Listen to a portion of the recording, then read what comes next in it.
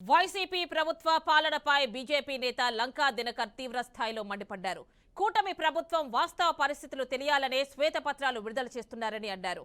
YCP పాలన భూ కబ్జాల అక్రమ దందాలతో సాగిందని ఆరోపించారు.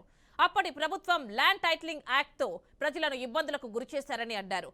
కబ్జాదారుల నుంచి ప్రభుత్వ భూమిని కాపాడేందుకు కీలక నిర్ణయాలు తీసుకుంటున్నారని అన్నారు.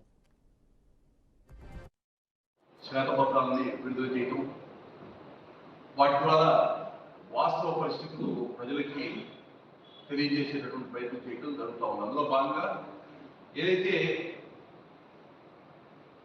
5 సంవత్సరాల జగన్మోహన్ రెడ్డి గారి నేతృత్వంలో వైసీపీ పాలనలో భూ ఆక్రమణలు రాష్ట్రం మొత్తం మీద కూడా భూ ఆక్రమణలు కానీ భూ కబ్జాలు కానీ అలాగే మైనింగ్ మాఫియాకి సంబంధించి ఏ విధంగా రాష్ట్ర సహజ వనరుని అలాగే ప్రజల సంపత్తిని ప్రభుత్వ సంపత్తిని దోచుకున్నారో దోపిడీకి గురైందో ఆ అంశాలని నేను వారు దృష్టిలోకి తెచ్చేటటువంటి ప్రయత్నం చేశాను.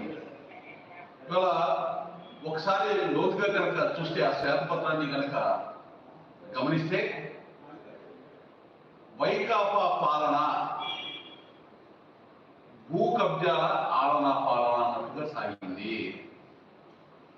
భూ కబ్జాలు భూ ఆక్రమణతోటి నిత్యం కూడా వైకాపా శ్రేణులు కానీ నాయకులు కానీ రాష్ట్ర వ్యాప్తంగా ఒకవైపు ప్రభుత్వ భూములు, అటవీ భూములు, దేవాలయ భూములు మరియు ప్రజల స్వార్జితమైనటువంటి ఆస్తుల్ని కూడా కబ్జా కోరల్లో చిక్కున్నటువంటి పరిస్థితి మనం చాలా స్పష్టంగా చూసాం గడిచిన 5 సంవత్సరాల్లో.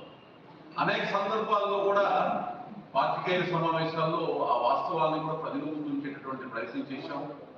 ఎన్నికల సమయంలో ఎన్నికల ముందు కూడా 3 పార్టీల కూటమి, తెలుగుదేశం పార్టీ, భారతీయ జనతా పార్టీ, జనసేన పార్టీల కూటమి విలేకరుల సమావేశాల్లో కూడా